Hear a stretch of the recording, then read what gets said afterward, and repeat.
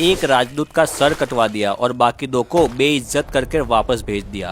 Mongol रिवाज में ये सबसे बड़ा पाप माना जाता है क्योंकि राजदूत को पवित्र और अनटचेबल माना जाता है। जब ये बात चंगेज़ खान को पता चली तो चंगेज़ खान बहुत ही गुस्से में आ गया और उसने अपनी इस बेइज्जती का बदला लेने की कसम खा ली। उसने तुरंत चाइना में चल रहे अपने कैंपेन को बंद कर दिया। चंगेज़ खान ने खुद ने फैसला किया कि अब वो खुद ये बदला लेने जाएगा। ये कोई छोटी लड़ाई नहीं थी। ख्वारिज़म तक का सफ़र लगभग 2500 किलोमीटर दूर था और बीच में पहाड़, रेगिस्तान और खाली ज़मीन थी। लेकिन चंगेज़ खान के लिए ये सफ़र उसकी इज्जत के बदले का सफ़र था। उसने अपने जनरल्स और लगभग 2 लाख से ज़्यादा घुड़सवार मंगोलों को इकट्ठा कर लिया। इतने सारे सोल्जर के साथ ये सफ़र आसान नहीं था, लेकिन मंगोल्स दुनिया की सबसे ज़्यादा एक्टिव फौज मानी जाती थी। हर सोल्जर के पास 3 से 4 घोड़े होते थे ताकि एक थक जाए तो दूसरा रेडी हो जाए। रास्ते में वो दूध, घोड़े का मांस और घोड़े के दूध का शरबत पीते थे। उनके लिए खाना बनाने के लिए कोई अलग आदमी नहीं होता था, बल्कि वो खुद अपना खाना संभालते थे। अपने पशुओं के दूध पर जीते थे। जब उन्हें पानी नहीं मिलता था तो वो घोड़े की नस से थोड़ा खून निकालकर उसमें से प्रोटीन ले लेते थे।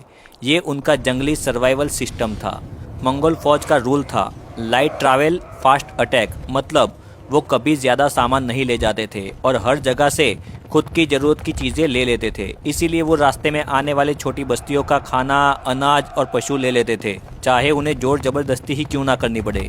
उनके साथ थोड़े चाइनीज़ और पर्शियन इंजीनियर भी थे जो सीज मशीन बनाते थे, मतलब बड़े पत्थर फेंकने वाले मशीन, टावर और फायरबॉल मशीन्स। ये इंजीनियर खुद के नहीं थे। इन लोगों को उन जगहों से लाया गया था जहां चंगेज़ खान ने पहले जीत हासिल की थी। सफ़र बहुत मुश्किल था, लेकिन उनका डिसिप्लिन इतना स्ट्रॉन्ग था कि पूरी आर्मी दिन में 60 से 80 किलोमीटर तक का सफ़र कर लेती थी। उधर शाह मोहम्मद को पता नहीं था कि एक बहुत बड़ा खतरा उनकी तरफ तेज़ी से आ रहा है। इधर मंगोल सेना फुल स्पीड में आगे बढ़ रही थी। रात को घोड़ों के चक्कर में टेंट्स बनाए जाते और उनका कैंप बिल्कुल मिलिट्री फॉर्मेशन जैसा होता। बीच में कमांडर, आसपास वॉरियर और बाहर की साइड गार्ड रिंग। हर सोल्जर के पास एक लेदर वाटर बैग, सूखा मांस और दूध पाउडर जैसा बेसिक राशन होता था।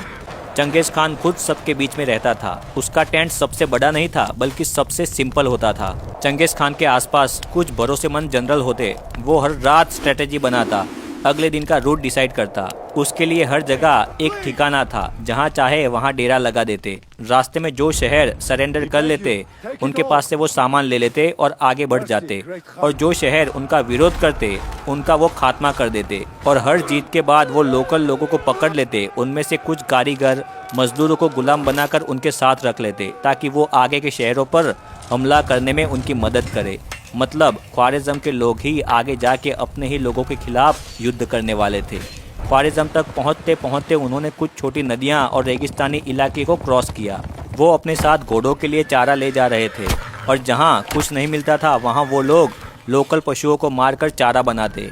ये फौज सेल्फ सस्टेनिंग मशीन थी। लगभग 4 महीने तक सफ़र करने के बाद अब टाइम आ चुका था जब चंगेज़ खान की मेन आर्मी फाइनली ओट्रार शहर पहुंच गई थी।